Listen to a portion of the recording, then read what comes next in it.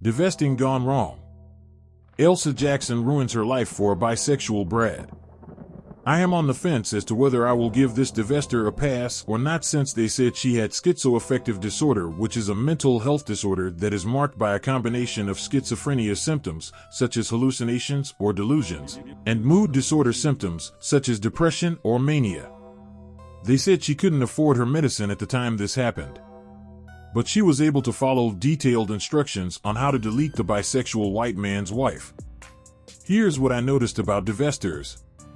They are always willing to be a white man's side piece, overlook his sexual degeneracy and the fact that Brad rarely asks Divesters for marriage, but then come back to the black community and tell everybody black men cheat and are not marriage-minded, which is why they go after Brad.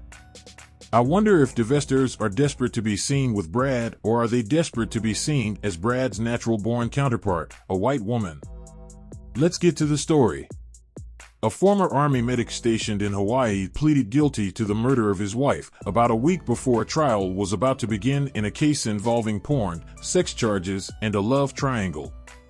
Michael Walker pleaded guilty to second-degree murder and said he arranged for the woman with whom he was having an affair to kill his wife while he was working in the emergency room at Tripler Army Medical Center in Honolulu so he would have an alibi.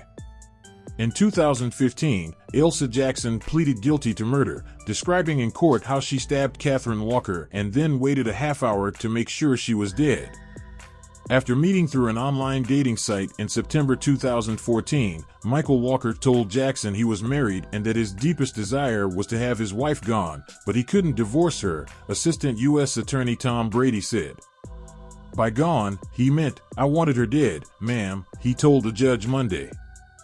Walker also had other affairs, including with men who paid him for sex, Brady said. Walker told one of the men he had sex with, but didn't receive money from, that his wife didn't know he was bisexual and was having affairs with men. "I just want to be free to live life how I want to," Walker said in a text message to the man. In a November 2014 interrogation, Walker admits to cheating on his wife, but says Jackson killed her. He also admits to having multiple other affairs and taking payment from men for sex. "I have a problem. I'm a sex addict," Walker says, adding that Jackson threatened his wife's life. Walker told Jackson he couldn't simply divorce his wife because of financial concerns and because he stood to receive $400,000 in life insurance. They plotted the killing in emails, during in-person discussions, and in text messages in which they called each other daddycakes and baby girl, according to Walker's plea agreement. On November 14, 2014, they met in a military reservation's gym parking lot, where Jackson said she would kill Catherine Walker that night, Brady said, describing how the two came up with a text messaging code to let Jackson know whether she should enter the home through a window or use a key left in the gravel near the back door. If Michael Walker texted, "good," that would mean use the window, and "bad" would mean the key. Walker texted "bad," Brady said, and at about midnight Jackson walked to the Walker's house at Aliamanu Military Reservation and found the key, Brady said. Jackson said in court she went inside and grabbed a knife and went upstairs and stabbed her. Walker knew that Jackson was mentally ill and heard voices, Brady said. Jackson was sentenced to 30 to 33 years in prison. Walker received a sentence of about 24 to 30 years. In 2016, a military court found Walker guilty of child pornography charges that surfaced during the murder investigation.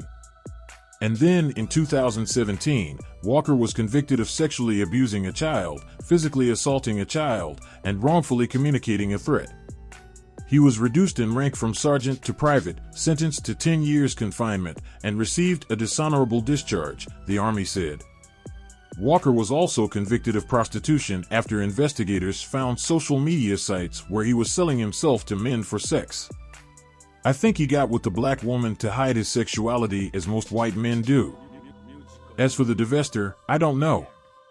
I think she was sleeping with a lot of white men on that military base, but the bisexual one was the only one willing to keep her around." Divesting gone wrong.